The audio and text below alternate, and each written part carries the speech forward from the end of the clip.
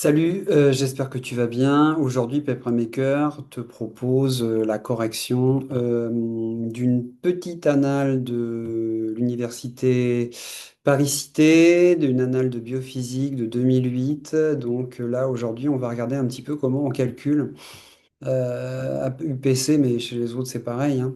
On calcule l'énergie d'un rayonnement électromagnétique quand on te donne la longueur d'onde. Donc ici, par exemple, dans cette annale qui date de 2008, eh bien, question 19, on te donne un rayonnement électromagnétique qui a une longueur d'onde de 24,8 nanomètres. Donc là, ce qu'il faut faire, c'est pour l'item A, il va falloir que tu calcules l'énergie qui correspond à ce rayonnement. Là, pour faire ce genre de calcul à UPC, il faut utiliser la formule de Duhan-Hunt que tu connais sur le bout des doigts. Duhan et Hunt. Donc tu sais que l'énergie en électronvolts, c'est égal à 1240 sur lambda en nanomètres. Tu feras gaffe que si tu veux l'énergie en keV, tu as la même à peu près, mais une petite différence, c'est que tu vas pas mettre 1240 si tu veux l'énergie en keV, tu vas mettre 1,24 sur toujours lambda en nanomètres. Donc ici, si tu fais l'application numérique, parce que c'est ce qui t'est demandé directement dans la question A, dans l'item A, eh ben, tu as l'énergie en électronvolts qui va être égale à 1240 sur 24,8, ça fait bien 50 électronvolts. Donc la proposition A, effectivement, elle est correcte.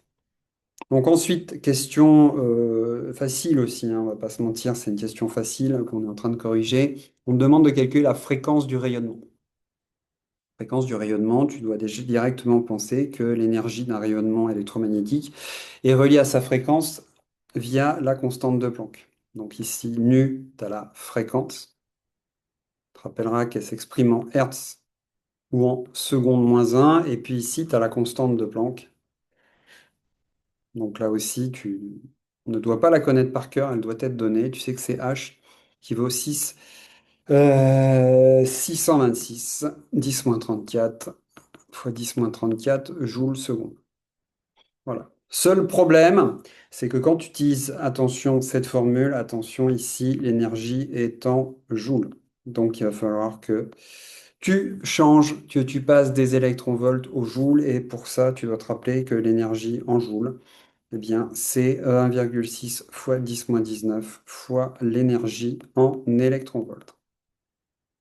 Donc ici, tu fais le calcul, ça te fait que l'énergie en joules, c'est égal à 1,6 fois 10-19 fois 50, ce qui te fait 8 fois 10-18 joules. Voilà.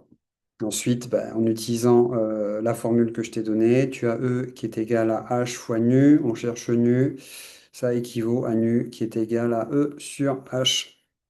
Et donc, tu as juste à faire 8 fois 10 puissance moins 18 divisé par 6, 626 fois 10 moins 34. Et ça te fait 1,2 fois 10 puissance 16 Hertz.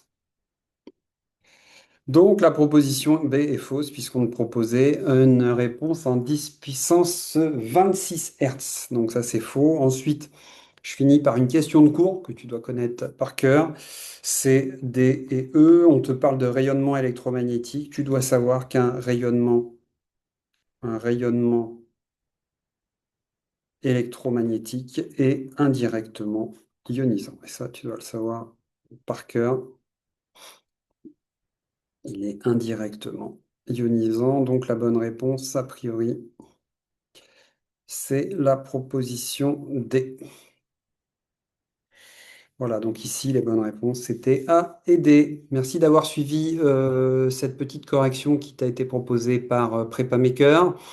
N'oublie pas de t'abonner à notre chaîne et consulte régulièrement notre chaîne YouTube puisque beaucoup de vidéos vont arriver sur la biophysique du PC. Voilà, je te souhaite une bonne soirée. À très bientôt.